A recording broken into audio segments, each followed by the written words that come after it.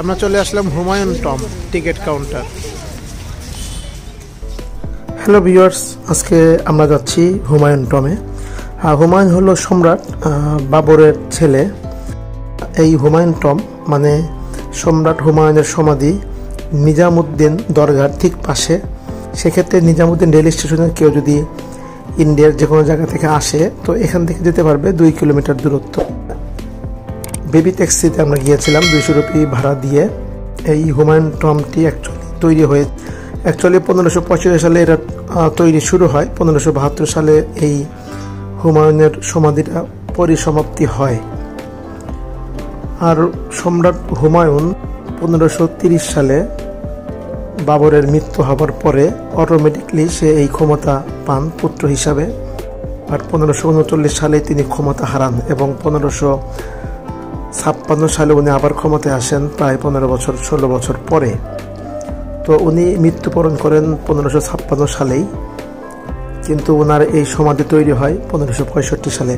তো আপনারা যারা ইন্ডিয়াতে আসবেন, বিশেষ করে যারা দিল্লিতে আসবেন, তারা অবশ্যই হুমায়ুন টম্ব অথবা হুমায়ুনের সমাধিটা আপনারা দেখবেন, ভালো লাগবে। হুমায়ুনের সমাধিটা অনেকটা তাজমহলের সাথে অনেকটা মিলে।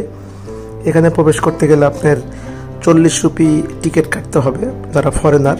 অ্যাকচুয়ালি সার্কেট বাইরে যারা, ওদের জন্য 600 রুপি। আর যদি গাড়ি নিয়ে আসেন, গাড়ি পার্কিং 50 রুপি। এই হলো বিষয়।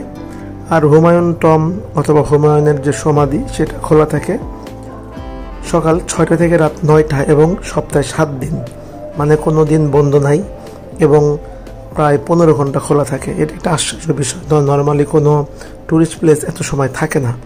দিল্লিতে রেল স্টেশনে থাকি বা চাঁদনি চক এইসব জায়গায় যদি আমরা থাকি, সেখান থেকে এর দূরত্ব 13 কিলোমিটার। আমরা এখান থেকে অ্যাকচুয়ালি মেট্রোতে যেতে পারি। যদি মেট্রোতে যাই তাহলে জওহরলাল নেহেরু যে মেট্রো স্টেশন সেখানে নামতে হবে। এছাড়া বাসে যাওয়া যেতে পারে।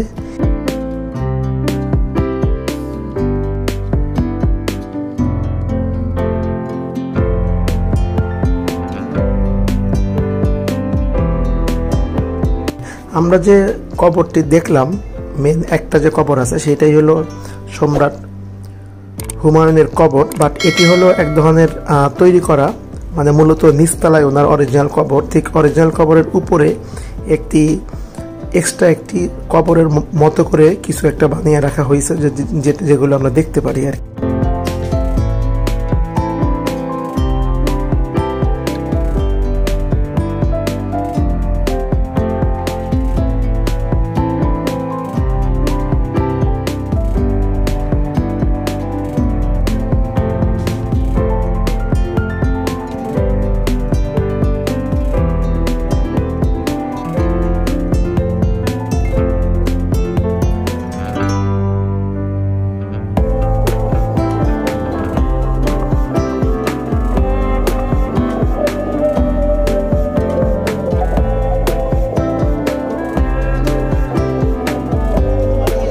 দেখবো না জায়গা আছে, ওই সাদা কালার গুলো সুন্দর আছে।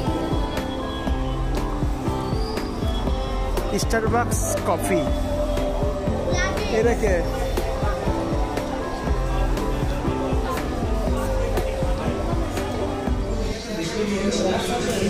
তাকাও।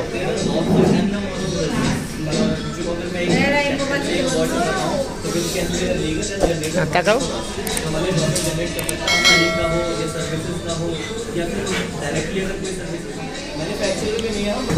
খাও।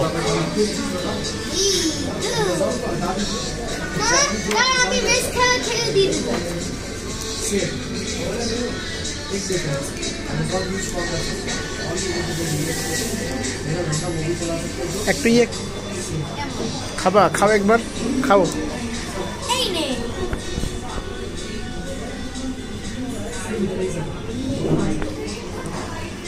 চপ